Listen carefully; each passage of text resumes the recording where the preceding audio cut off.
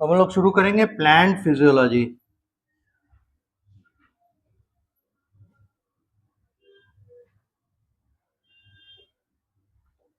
यानी ये है फिजियोलॉजी किसका? प्लांट का।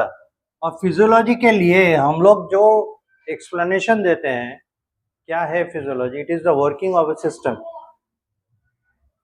तो फिजियोलॉजी क्या है? It is working of A system. अब जैसे एनिमल में हम लोग देख रहे थे, फॉर एग्जांपल ह्यूमन लेकर हम लोग चले, ह्यूमन में जैसे डाइजेस्टिव सिस्टम देखे, या डाइजेस्टिव सिस्टम तो 11th में नहीं था, 10th में पढ़े हम लोग। Respiration, breathing and exchange of gases, वो क्या बता रहा है? रेस्पिरेटरी सिस्टम वो कैसे काम कर रहा है। तो रेस्पिरेटरी फिजियोलॉजी उसमें सारा कुछ है, यानी ये सिस्टम कैसे फंक्शन कर रहा है और उसमें क्या सिस्टम में एरर्स हो सकते हैं, वो चीजें थी। उसी तरह यहाँ पे प्लांट फिजियोलॉजी में हम लोग को 3 सिस्टम पढ़ना है, कैसे इनका न्यूट्रिशन चलता है, यानी मेथड ऑफ प्रिपेयरिंग फूड। दूसरा, उसमें रेस्पिरेशन कैसे होता है, method of exchange of gases and utilising that gaseous exchange into energy, वो एनर्जी प्रोड्यूस कैसे करेगा उससे, ये है। और तीसरा है mechanism of growth, physiology of growth. ये 3 चीजें। तो जैसे इन ब्रीफ हमारे बॉडी का टोटल कंट्रोल 2 तरीके से होता है, एक न्यूरल कंट्रोल है, दूसरा हार्मोनल कंट्रोल। उसी तरह से प्लांट में उसका ग्रोथ 2 तरीके से कंट्रोल होता है, एक बाय द सेल डिवीजन और दूसरा हार्मोन्स। तो हार्मोन कई बार सेल डिवीजन को मतलब एग्रीवेट करता है, बढ़ाता है ना, और कई बार क्या करता है, बिना सेल डिवीजन कराए भी सेल ग्रोथ कर देता है, मतलब बॉडी ग्रोथ कर रहा है। वो कैसे? सेल में साइटोप्लाज्मिक वॉल्यूम बढ़ा देता है। तो हार्मोन्स और सेल डिवीजन दोनों मिलकर जैसे प्लांट का ग्रोथ दे रहा है, उसी तरह से ह्यूमन में या एनिमल में हम लोग देखे कि नर्वस कंट्रोल या न्यूरल कंट्रोल और हार्मोनल कंट्रोल 2 तरीके से बॉडी को ओवरऑल कंट्रोल रखता है। लेकिन बाद में पता चला कि ये नर्वस सिस्टम ही एंडोक्राइन कंट्रोल भी करता है। तो सुपीरियर कंट्रोल इसलिए आ गया नर्वस कंट्रोल, यानी ओवरऑल बॉडी का कंट्रोल सिस्टम किसके हाथ में है? Nervous system. और वो हॉर्मोन्स के मदद से ये सिस्टम और इफेक्टिवली पूरा करता है। उसी तरह से सेल्स जो है प्लांट में डिवाइड करके ही अल्टीमेटली सेल्स ही हैं जो कि प्लांट का हाइट बढ़ा रहे हैं। ग्रोथ के लिए कौन रिस्पॉन्सिबल हो जाएगा? प्लांट का सेल ही। अब या तो वो अपना नंबर बढ़ाए या साइज, ये डिपेंड करेगा, और टाइम टू टाइम जिस जगह पे जैसा उसका रिक्वायरमेंट होगा उस हिसाब से वो अपने आप को ढाल लेता है। तो ये ग्रोथ का था, ग्रोथ का मैकेनिज्म, ग्रोथ का फिजियोलॉजी। फोटोसिंथेसिस में कुछ भी करेगा, किसी भी तरीके से वो फूड प्रोड्यूस करेगा और उसके बाद उसका यूटिलाइजेशन करेगा। ये न्यूट्रिशन का फिजियोलॉजी हो गया। और रेस्पिरेटरी फिजियोलॉजी इसमें कैसे होगा? सेलुलर लेवल से चलेगा, क्योंकि ये प्लांट जो है कंपैरेटिवली बहुत सिंपल है इन कंपैरिजन टू एनिमल। इसमें लोकोमोशन नहीं है, मूवमेंट नहीं, मूवमेंट तो है पर लोकोमोशन, पोजीशन चेंज करना, जिस जगह पे है उस जगह से उठ के किसी दूसरी जगह में माइग्रेट नहीं कर सकता है खुद से, until and unless we do it.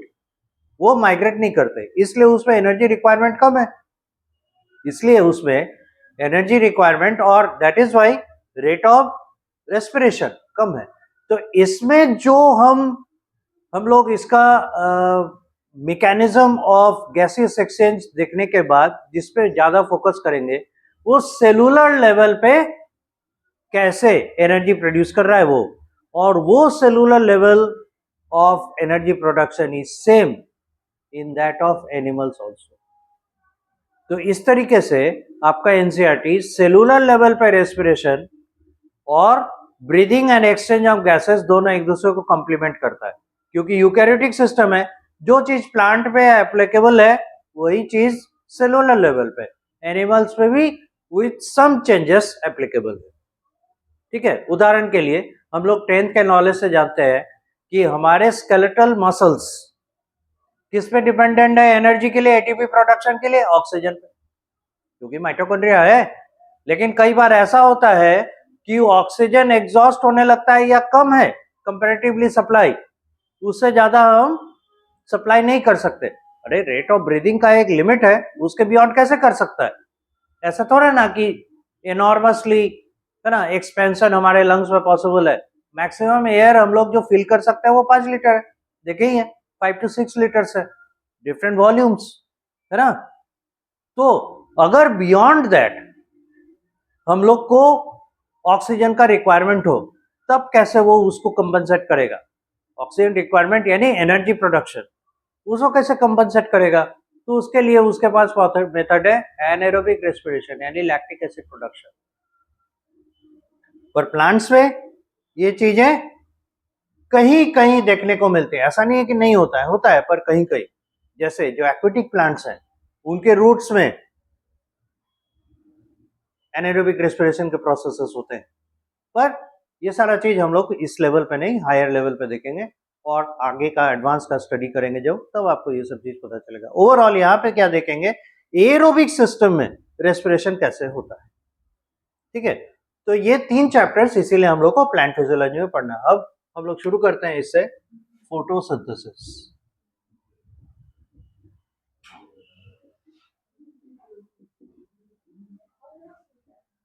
Photo यानी light, synthesis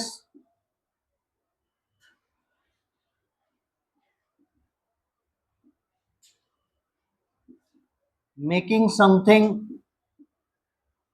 out of it, यानी कुछ चीज इससे सिंथेसिस होगा, है ना, लाइट के यूटिलाइजेशन के बाद, लाइट को यूटिलाइज करके कुछ तैयार किया जाए। This is photosynthesis. Now what will be prepared? Food, food will be prepared.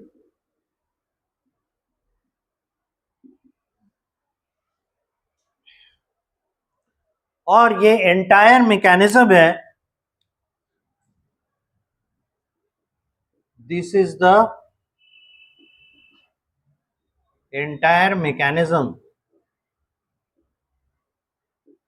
of nutrition in plants।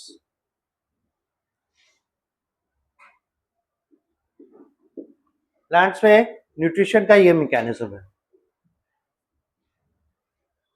You can say it number 1। Number 2, हम लोग अगर डिफाइन करने चलें, इसका डेफिनेशन क्या देते हैं? कई डेफिनेशंस हैं।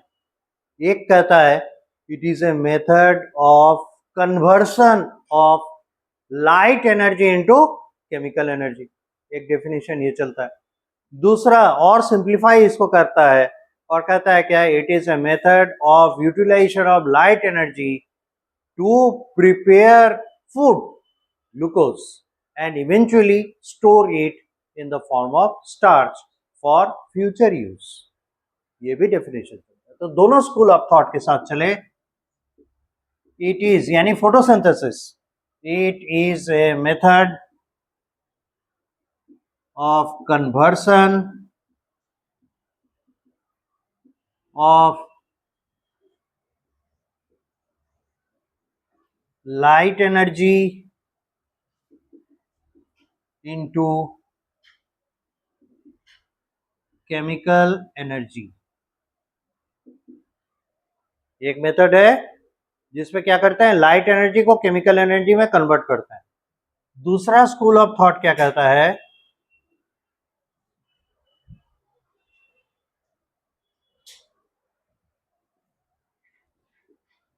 in presence of sunlight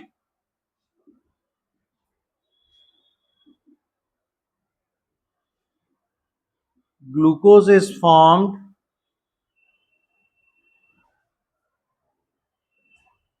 as food and stored as starch for future use in photosynthesis. और याद कीजिए 10th लेवल पे फोटोसिंथेसिस हुआ कि नहीं हुआ, ये जांचने के लिए हम लोग क्या करते थे, सीधे चेक करते थे स्टार्च बना कि नहीं बना। यानी स्टार्च बना तो फोटोसिंथेसिस हुआ, स्टार्च नहीं बना photosynthesis did not happen, right. तो स्टार्च का बनना फोटोसिंथेसिस का एक रिप्रेजेंटेशन है, क्योंकि हम लोग खुली आंखों से फोटोसिंथेसिस होते हुए देख नहीं सकते। It is a kind of mechanism, phenomena, इसको हम आंख से कैसे देख सकते, राइट। इसके स्टेप्स को हम लोग बहुत मुश्किल से जान पाए, वो भी सेकेंड वर्ल्ड वॉर के बाद, जब ये प्रोपोज कर दिया गया कि रेडियो एक्टिव सब्सटेंसेस को हम मतलब वेपनरी की तरह यूज नहीं करेंगे, बल्कि उसका पीसफुल यूज करेंगे। पीसफुल वर्क क्या हो सकता है, रिसर्च। पीसफुल वर्क क्या हो सकता है, as a medicine. Peaceful work क्या हो सकता है, जनरेटिंग एनर्जी, क्योंकि तो ब्लास्ट करता है तो एनर्जी रिलीज करता है ना। तो अगर उसको कंट्रोल वे में ब्लास्ट करें, कंट्रोल वे में अगर उसको हम उस रिएक्शन को होने दें, तो उससे एनर्जी तो निकलेगा। That energy could be utilise for energy generation, यानी current, electricity generation. So this are the things. उस समय देखिएगा कि मतलब इसका एक फेज है, डार्क रिएक्शन उसको कहते हैं, वो बड़ा कॉम्प्लिकेटेड है। कहां से किधर कौन सा कंपाउंड जा रहा है, कैसे अपने कार्बन्स को एक्सचेंज कर रहा है, वो चीज पता चला रेडियो एक्टिव कार्बन करने के बाद।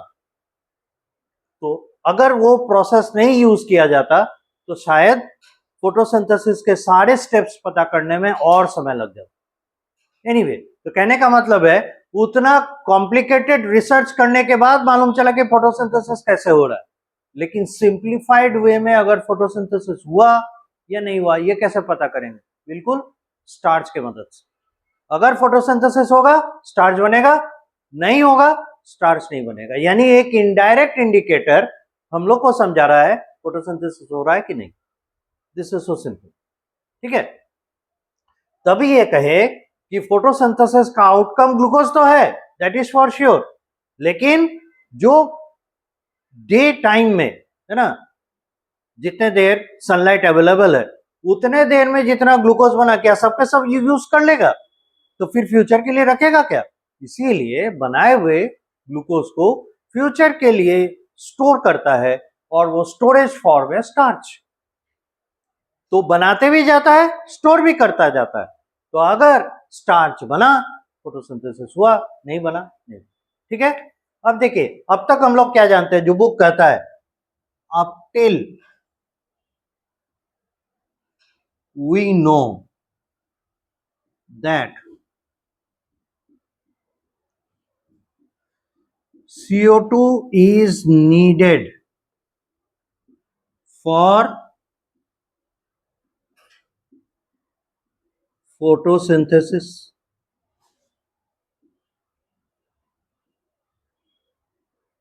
chlorophyll is needed for photosynthesis, sunlight is needed for photosynthesis, oxygen is given up in photosynthesis। ये हम लोग जानते हैं, ठीक है। अब इनके लिए सिंपल एक्सपेरिमेंट्स भी प्लान किए गए थे, किसी को याद है? कुछ नहीं किए थे, उसी को एक्सपेरिमेंटल मॉडल की तरह। हाँ, अधूरा अधूरा सा याद है। हाँ, अधूरा अधूरा सा याद है। हाँ, अधूरा अधूरा सा याद है, अधूरा अधूरा सा याद है। सबकी यादें इनकम्प्लीट है। अब यहां देखिए, CO2 नीडेड, इसको एक्सपेरिमेंटली प्रूव करने के लिए क्या किए थे, एक बॉटल लिए थे, यहां इस बॉटल में जी नहीं, कॉन्सेंट्रेटेड KOH, जो आपको हल्का हल्का सा याद आ रहा है, वो सोल्यूशन लिया गया था और इसमें कुछ इस तरीके से लीफ को फंसाया गया था। ये एक पॉटेड प्लांट है, ठीक है।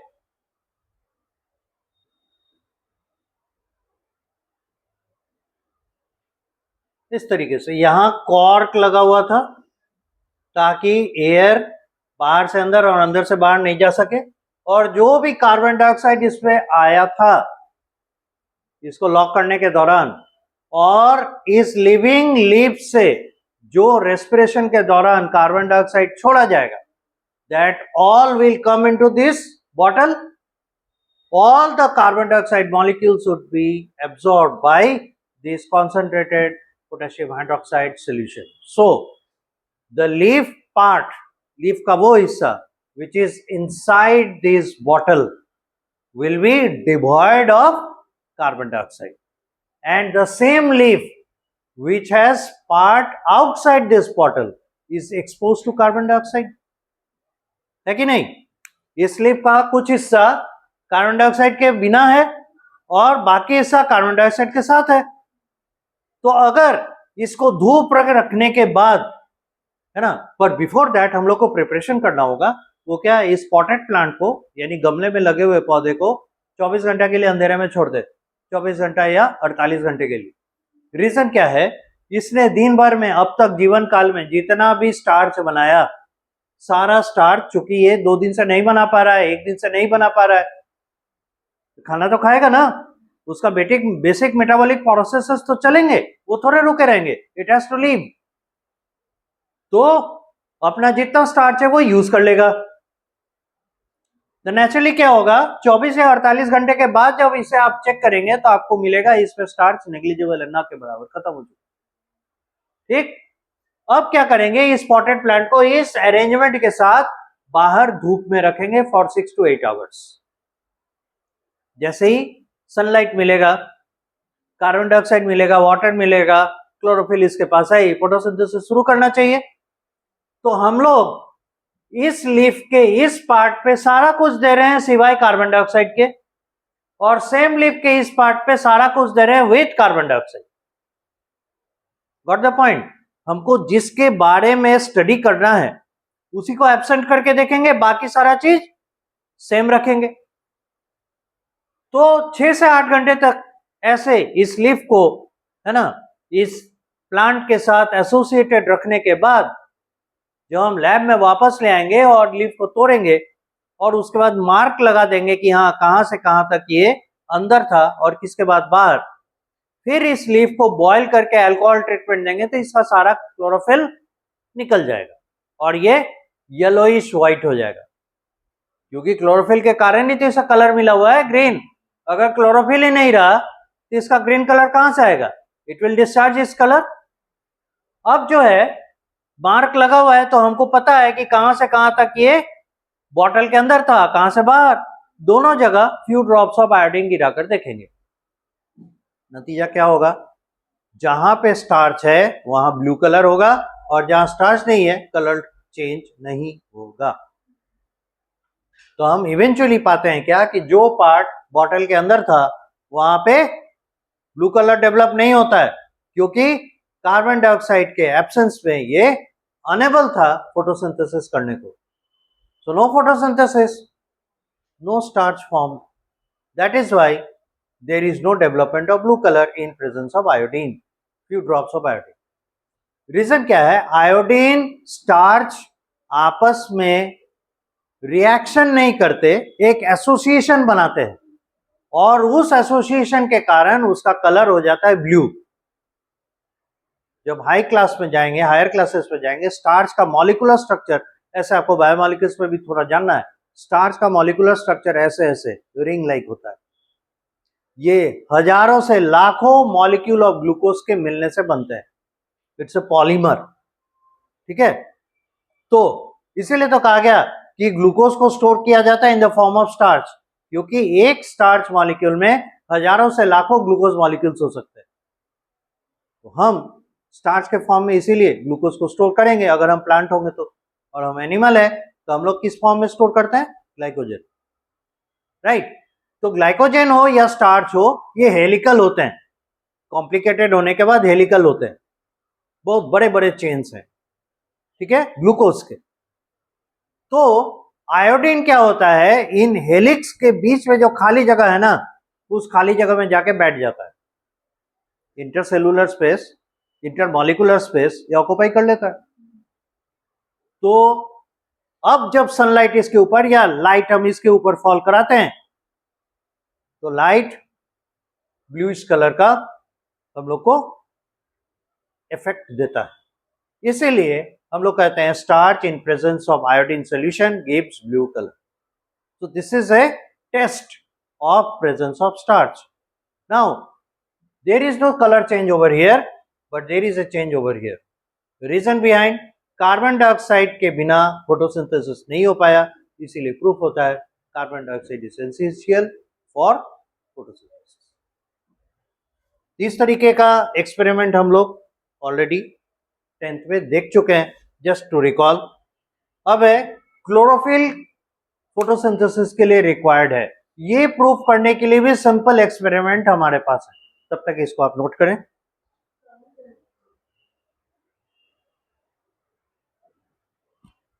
तो एक एक्सपेरिमेंट ये भी था कि कार्बन डाइऑक्साइड रिक्वायर्ड है, इसको हम लोग प्रूफ करते थे।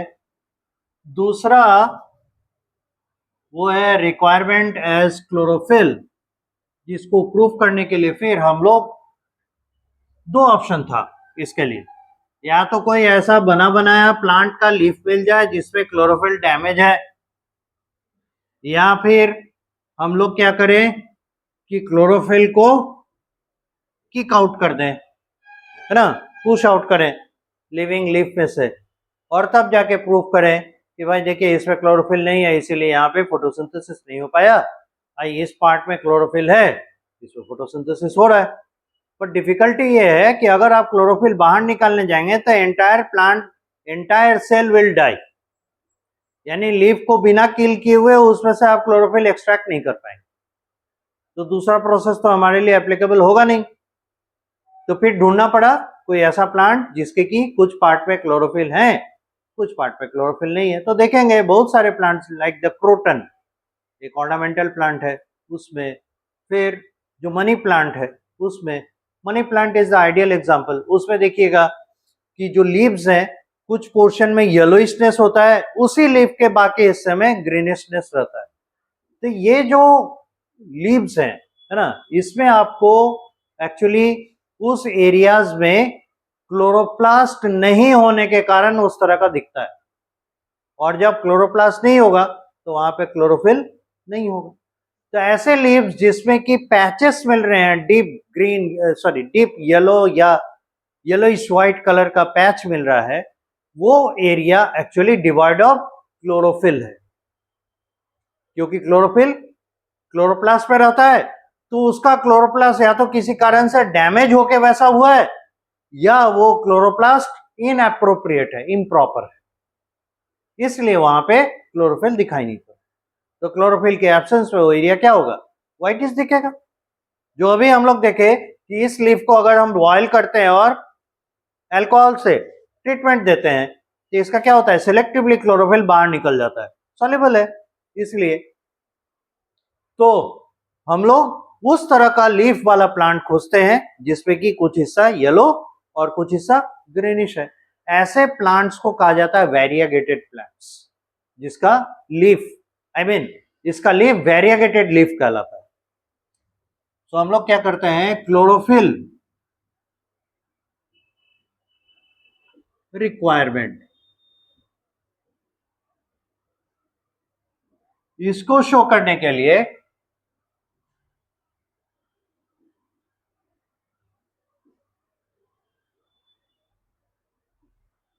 एक पॉटेड प्लांट हम लोग चूज करते हैं, जस्ट ए रिप्रेजेंटेशन। इसमें ये एरिया है,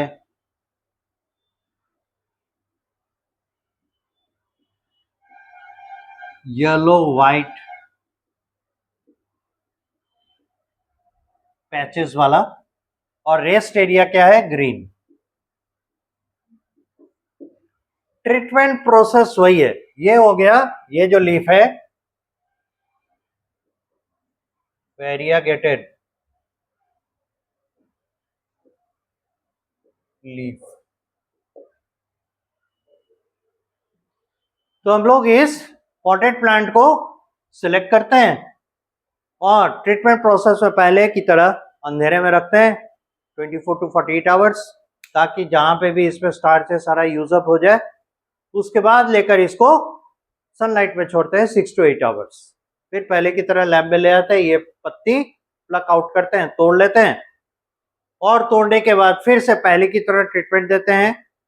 लेकिन इसके पहले हम लोग क्या करते हैं, जो येलोइश पैचेस हैं उन एरियाज को मार्क कर लेते हैं अच्छे से, ताकि ट्रीटमेंट के दौरान वो मार्किंग हमें दिखे और वो गायब नहीं हो जाए, नहीं तो मिक्सअप हो जाएगा ना, सारा का सारा एरिया में से क्लोरोफिल निकल जाएगा तो सब तो येलोइश व्हाइट दिखने लगेगा, right.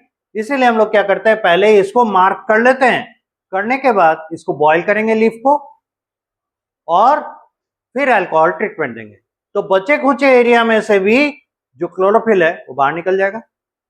Now the same process, जो मार्क्ड एरिया है उनमें फ्यू ड्रॉप्स ऑफ आयोडीन डालें, और जो अनमार्क्ड एरिया है यानी ग्रीन एरिया था वहां पे फ्यू ड्रॉप्स ऑफ आयोडीन डाल के देखें, आपको कलर चेंज दिखेगा। यहाँ नो चेंज, यहाँ पर ब्लू कलर, दैट मीन्स इस एरिया में स्टार्च बना, इस एरिया में स्टार्च नहीं बना। तो no starch means no photosynthesis. ये प्रूफ क्या कर रहा है, यहाँ पे क्या नहीं था, chlorophyll. So chlorophyll is essential for photosynthesis. This was the second sort of experiment that we did. अब है सनलाइट का रिक्वायरमेंट है। फिर से एक पॉटेड प्लांट लिए,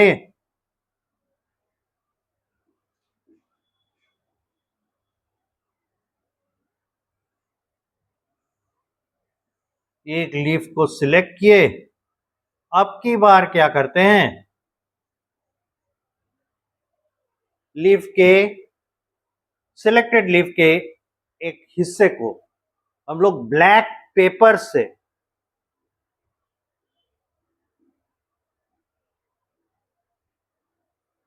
कवर कर देते हैं।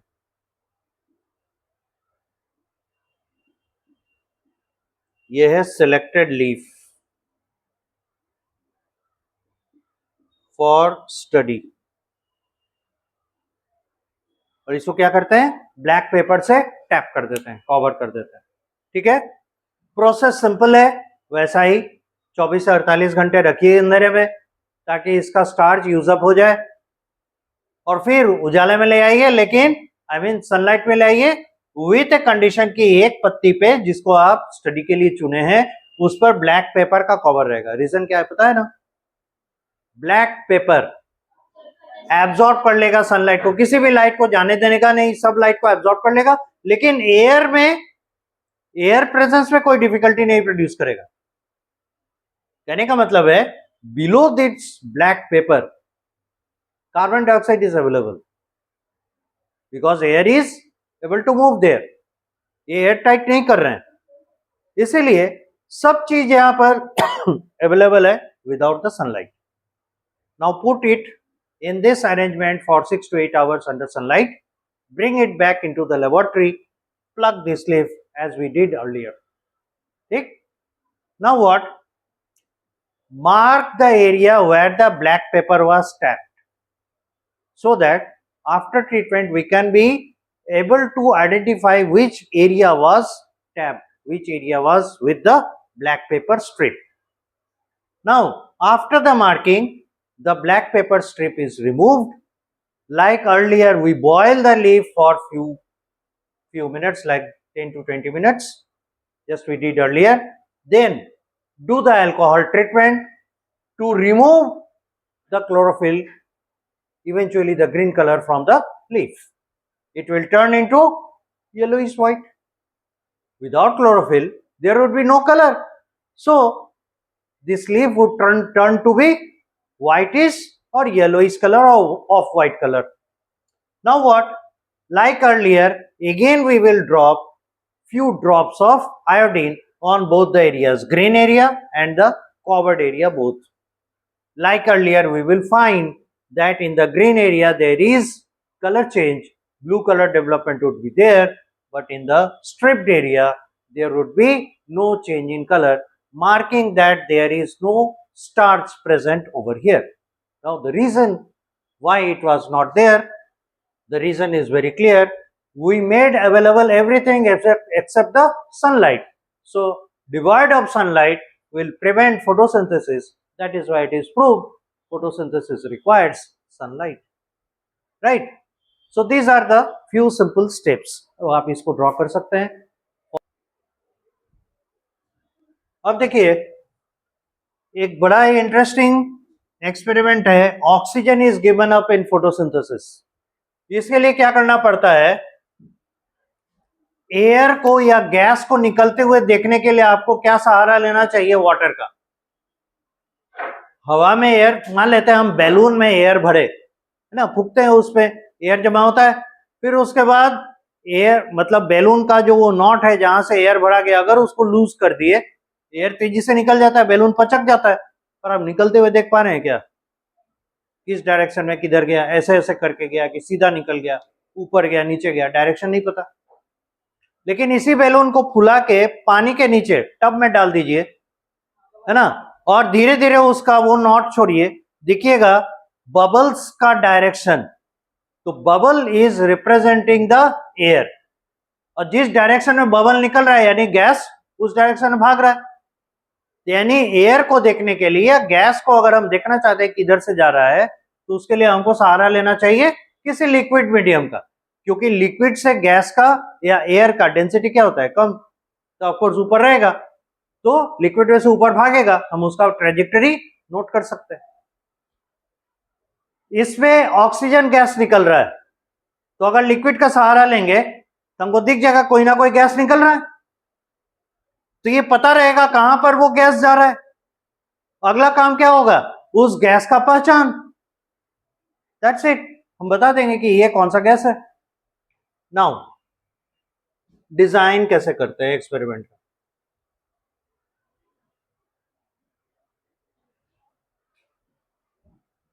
एक इन्वर्टेड टेस्ट ट्यूब लिए. इस टेस्ट ट्यूब के अंदर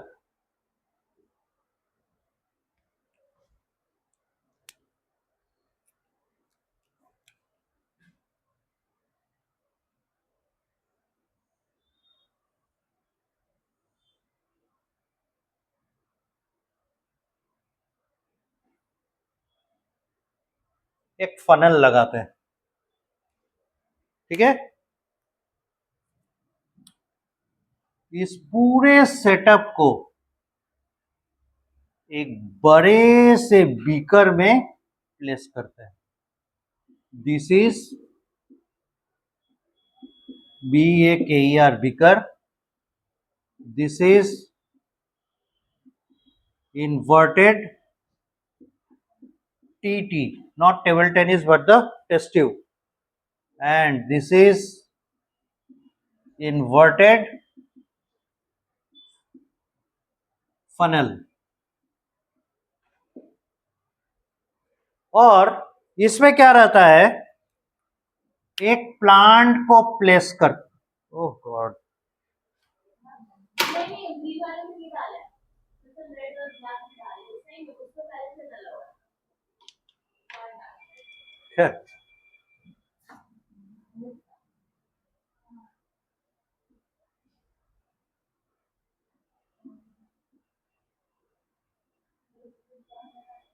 इससे पता चल रहा होगा कि एक लीफी प्लांट यहाँ पे लिया गया है ना. इससे पता चल रहा होगा एक लीफी प्लांट इस पे लिया गया. और इस पूरे सेटअप को पानी में डुबा देते हैं। लॉजिक क्या है, ये जो एक्वेटिक प्लांट है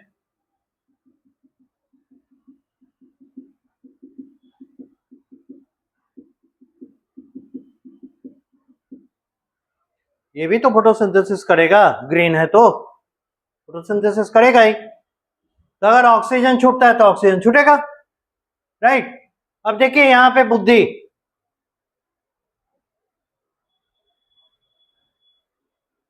ये टेस्ट ट्यूब लगाया, इसका मतलब क्या होगा, जैसे ही टेस्ट ट्यूब लगाइएगा ये कैपिलरी एक्शन देता है। कैपिलरी एक्शन समझते हैं ना, जैसे मान लेते हैं कि आप कोल्ड ड्रिंक पीना चाहते हैं तो स्ट्रॉ डालते हैं, तो स्ट्रॉ डालते ही देखिएगा कोल्ड ड्रिंक का लेवल उस स्ट्रॉ में ऊपर चढ़ा हुआ रहता है, बॉटल में नीचे रहता है। वो जो राइज किया ना उसको कैपिलरी एक्शन कहते हैं, and that is due to hydrostatic pressure. वो फिजिक्स में आप लोग पढ़ेंगे, फ्लूइड डायनामिक्स में उसे पता चलेगा। तो इसमें क्या होगा, वाटर का लेवल यहां तक चढ़ा हुआ रहेगा इस टेस्ट ट्यूब में, टेस्ट ट्यूब है ना, हाँ यहां तक टेस्ट ट्यूब में यहां तक पानी चढ़ा हुआ रहेगा, और पानी का लेवल क्या है ये, और इसमें दिखाई पड़ेगा यहां तक, क्योंकि जो वाटर लेवल है इस कैपिलरी में उससे ज्यादा ऊपर पानी भागेगा, होगा, सिंपल।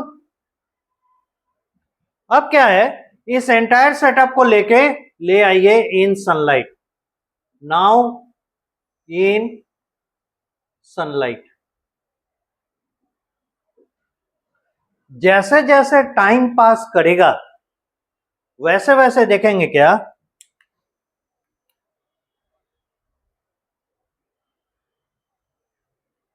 एयर बबल्स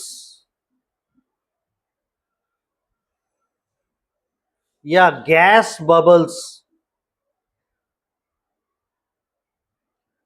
फॉर्मिंग बनने लगेंगे। सनलाइट में रहने के बाद जैसे जैसे टाइम स्पेंड होगा वैसे वैसे ये गैस बबल्स या एयर बबल्स बनने लगेंगे। एक समय के बाद क्या होगा, गैस बबल्स इतने बन जाएंगे कि दोनों तरफ, इधर भी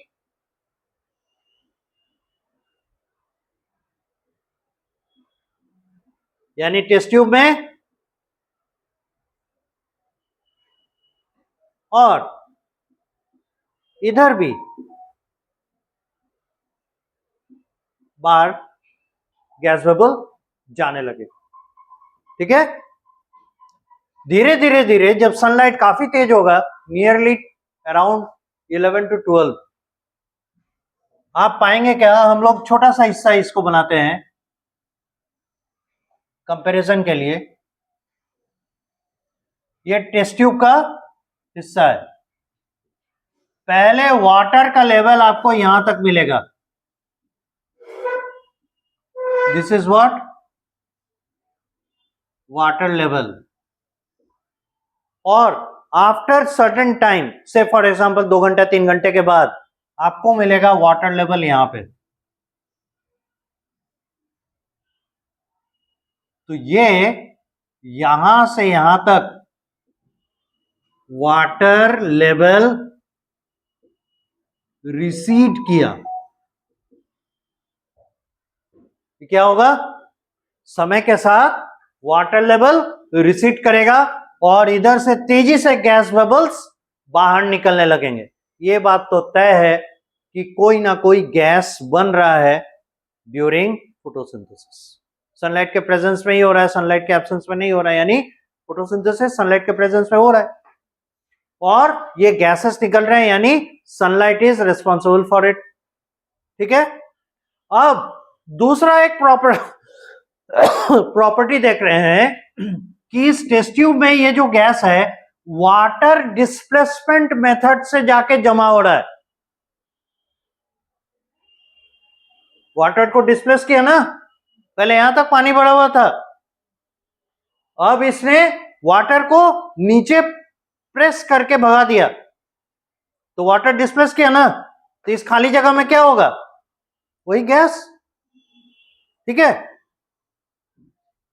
अब क्या करेंगे, जब इतना कुछ हो गया तब एक बर्निंग मैच स्टिक ले जाएंगे, ये है बर्निंग मैच स्टिक, और उस पोर्शन पे, उस एरिया में ले जाएंगे जहां तेजी से बबल उठ रहे हैं. You will find brisk burning. Brisk burning मतलब तेजी से जलना, यानी ये गैस है जो वाटर डिस्प्लेसमेंट मेथड से जमा हो रहा है और ये हेल्प कर रहा है बर्निंग को. ये प्रॉपर्टी ऑक्सीजन गैस के पास है, क्योंकि यहां पे जो गैसेस प्रोबेबल हैं वो या तो कार्बन डाइऑक्साइड होगा या ऑक्सीजन होगा, दो ही गैस है ना. तो कार्बन डाइऑक्साइड होगा नहीं, अदरवाइज क्या होता, वाटर डिस्प्लेसमेंट मेथड से जाके जमा तो होता, लेकिन जलाने के जगह पे बर्निंग मैस्टिक को एक्सटिंग्विश कर देता, बुझा देता. तो कार्बन डाइऑक्साइड नेचुरली नहीं है, तो दूसरा ऑप्शन क्या बचता है, oxygen. So these two properties show that during photosynthesis a gas is coming out and this is oxygen. So this is how we can prove that oxygen is given up during photosynthesis. समझ में आ गया कैसे हम लोग ये चीज prove कर सकते हैं. तो ये जो एक्वेटिक प्लांट है,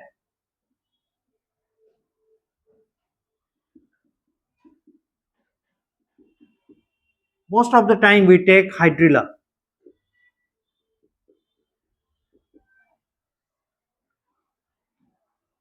पानी में रहता है, ये डूबा हुआ रहता है, इसीलिए अब अगर दूसरा कोई पौधा लेंगे तो उसके एयर पोर्स में, एयर स्पेसेस में वाटर घुस जाने के कारण ऑक्सीजन जाएगा, नहीं तो मर जाएगा.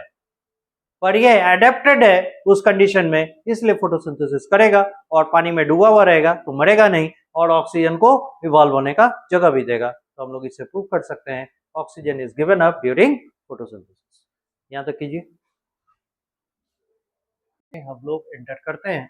ये था अप टिल वी नो, ये हम लोग को पता था और इससे रिलेटेड जो एक्सपेरिमेंट्स थे वो थे.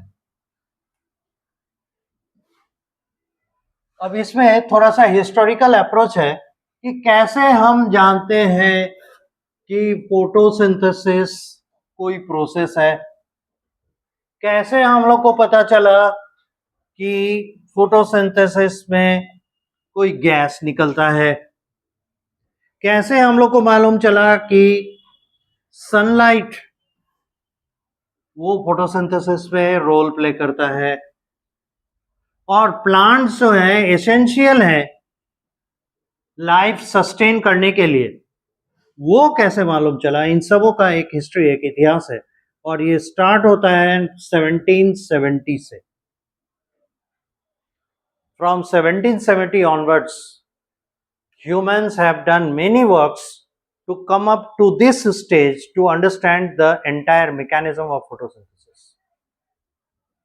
So background of photosynthesis.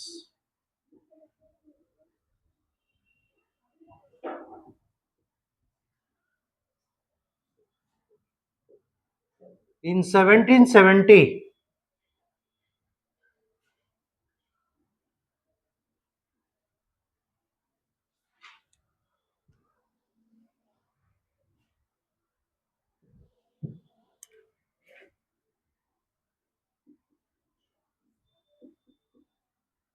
Joseph Presley एक साइंटिस्ट थे.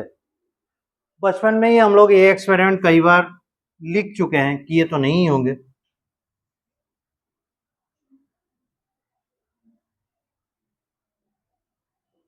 उन्होंने क्या किया, एक बेल जार लिया, ठीक है, और बेल जार के अंदर एक कैंडल जलाया, या आप ऐसे कर सकते हैं, जलते हुए कैंडल के ऊपर बेल जार रख दिया. ये जो देख रहे हैं बेल शेप का जार, इसी को कह रहे हैं bell jar. That's it, bell shape का जार, बेल जार. देख नहीं रहे, घंटा जैसा दिख रहा है. हाँ हाँ, शीशे का है. ये सब एपरेटस हैं एक्सपेरिमेंट के, जैसे बीकर, फनल, टेस्ट ट्यूब। यहाँ से देखिए और इमेजिन कीजिए रियल टाइम जब मिलेगा वहां पे भी देख लीजिए। तो बेलजार से क्या किया, जलते हुए मोमबत्ती को ढक दिया। After some times what he found, yes, after some times it extinguished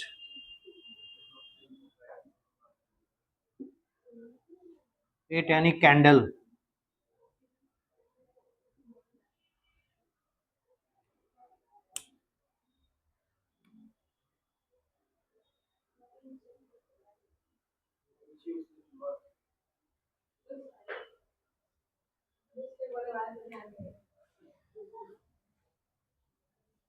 फिर उन्होंने क्या किया,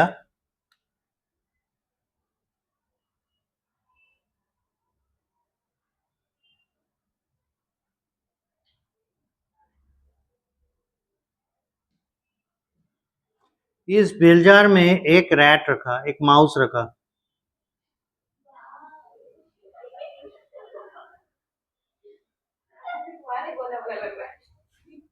भोला भाला माउस है।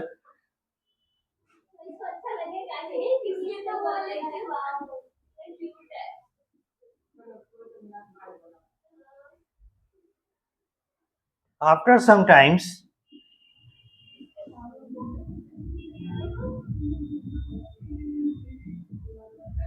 द माउस फेंटेड, बेहोश हो गया, कवर कर दिए। तो अब क्या किया उन्होंने,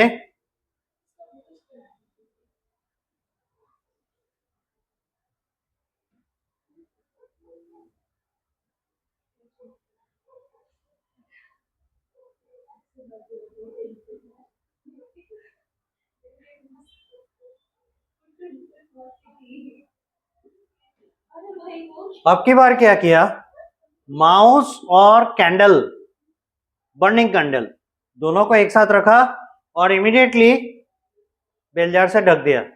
he found that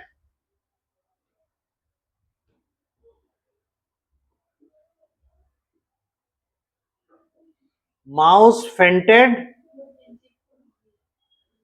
and candle extinguished।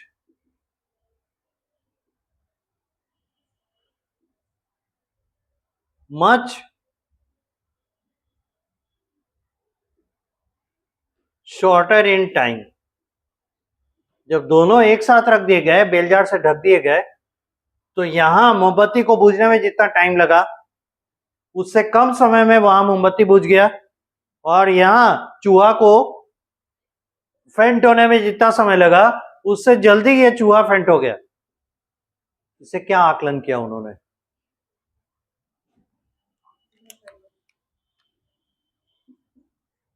he said that both breathing oblique respiration and burning takes away something from air।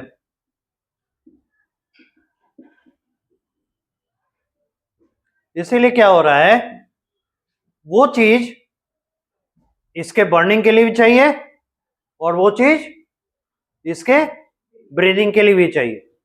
जब बर्निंग हो रहा है या ब्रीदिंग हो रहा है तो एक क्लोज्ड एरिया में वो चीज एग्जॉस्ट हो रहा है, वो चीज कंज्यूम हो रहा है, तभी उसके कमी के कारण ये बुझा, तभी उसके कमी के कारण ये बेहोश हुआ, और तभी जब दोनों एक साथ आ गए तो वो तेजी से कंज्यूम हुआ, इसलिए दोनों तेजी से अपना इफेक्ट शो कर गए।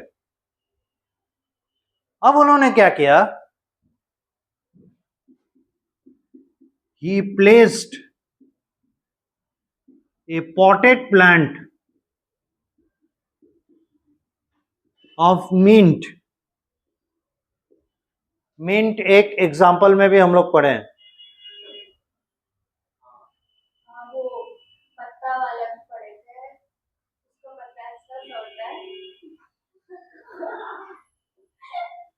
He placed a potted plant of mint in the same bell jar,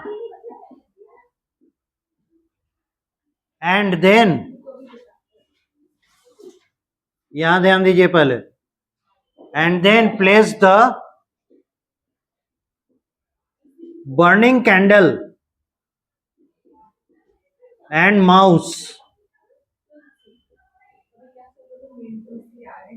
under the bell jar, found that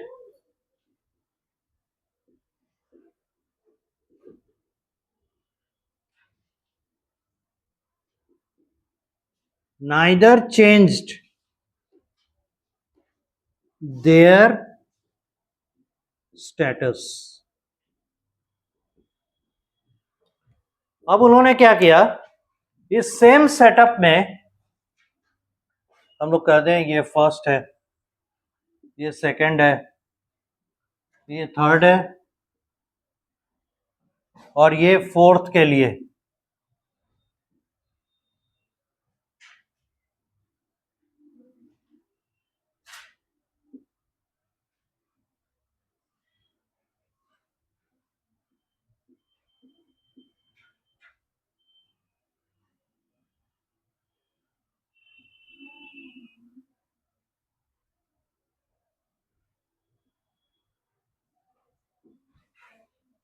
ये main plant,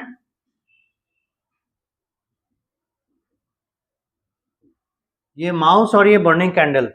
When the main plant was placed under this, the mouse and the candle remained in their own state.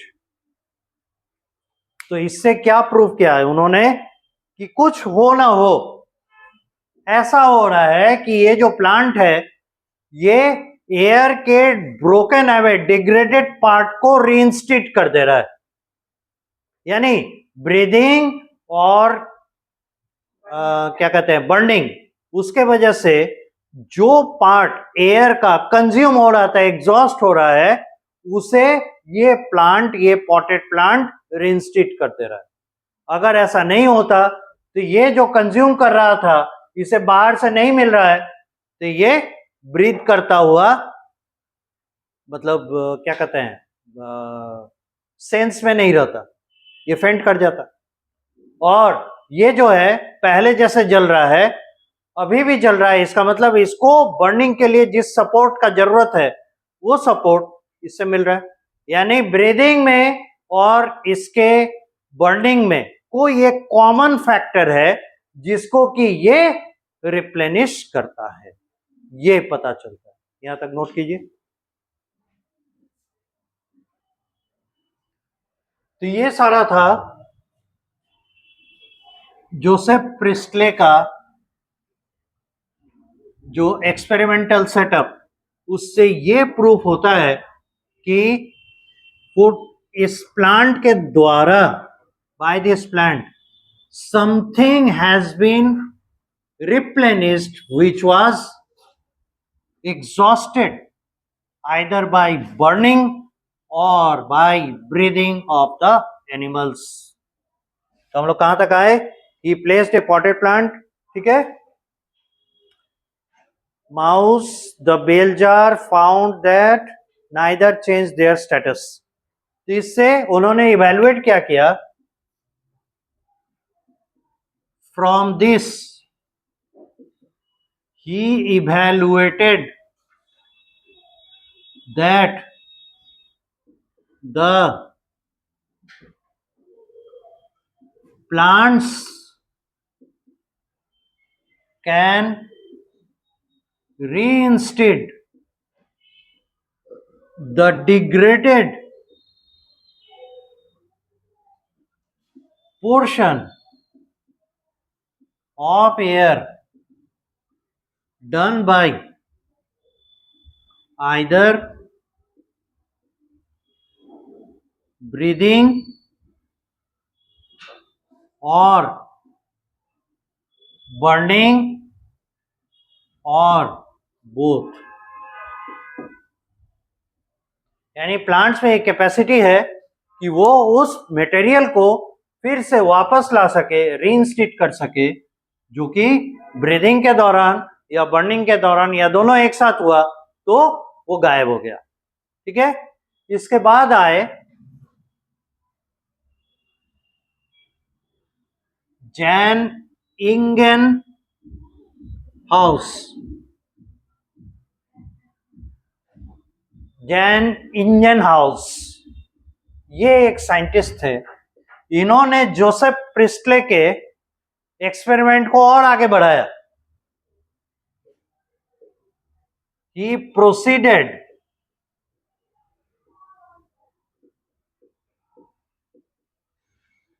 Priestley's experiment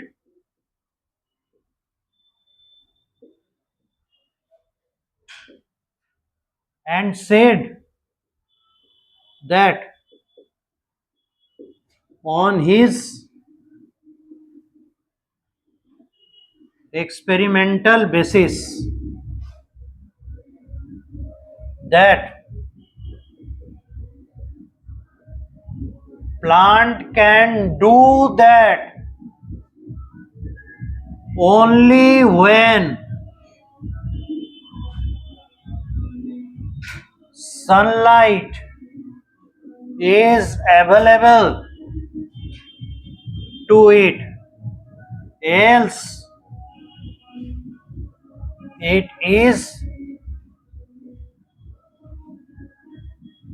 unsuccessful to replenish the lost part।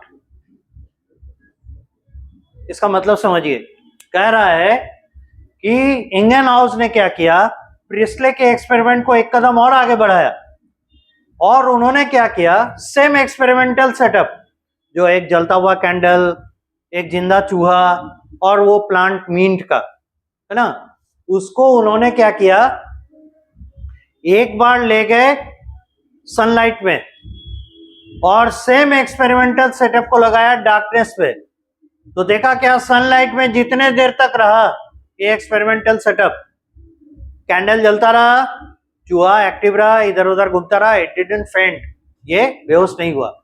लेकिन जैसे ही इस experimental setup को अंधेरे में रखा, थोड़ी देर के बाद, पर वहां तो इमीडिएट हो रहा था, यहां थोड़ा टाइम मिला, थोड़ी देर के बाद वो कैंडल एक्सटिंग्विश हो गया, बुझ गया और वो चूहा फेंट कर गया। इसका मतलब उन्होंने निकाला, जब तक सनलाइट उसको मिलेगा तभी तक ये रिप्लेनिशमेंट प्रोसेस चलेगा। इन्होंने कहा ना कि प्लांट ने किसी ना किसी तरीके से उसको रिस्टोर किया, तो ये रेस्टोरेशन केवल और केवल सनलाइट के प्रेजेंस में हो पाएगा, सनलाइट अगर नहीं मिला तो नहीं होगा।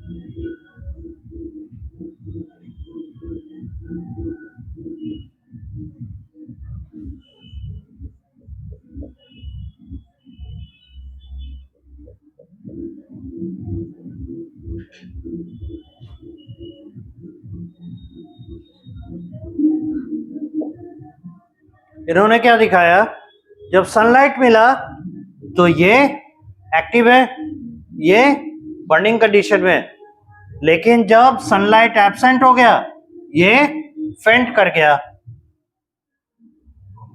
और ये बुझ गया, एक्सटिंग्विश हो गया। इससे क्या हुआ कि plant can do that only when sunlight is available to it, else it is unsuccessful to replenish the lost part. ठीक है, यहां तक ड्रॉ कीजिए।